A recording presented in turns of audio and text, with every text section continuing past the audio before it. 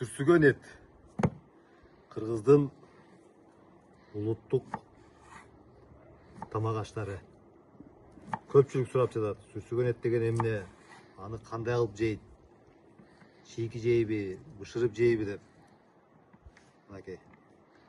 Сүрсүгөн эт деген бул илгертеден ата бабабыздан келаткан улуттук азыктар. Этти сүрсүтүш үчүн алгач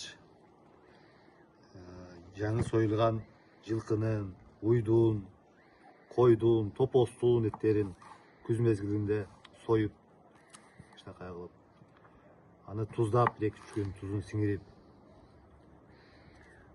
андан соң айдарым шамал болгон жерге илип, аны ыштап, кышка, жазгы узун сары деп коет, үзүкчүлүк мезгилине эттерди сактап келген.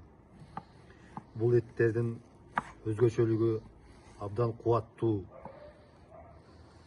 даамдуу, ширин болот. Муну жеп жүргөн адамдар билишет. Бүгүнкү күндө бизде ушул сүрсүгөн жылкынын мынакей моундай эттери, койдун эттери, уйдун эттери, моунда болгон чучуктар, моунда болгон кабырга чучуктар сыйлуу конокторго атайын сүрсүтүп өз кардарларыбызга сунуштап келебиз.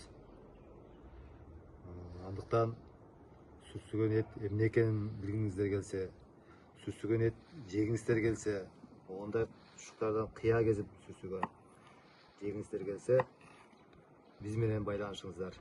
Биздин дарек Чүй облусу, Сокулук району.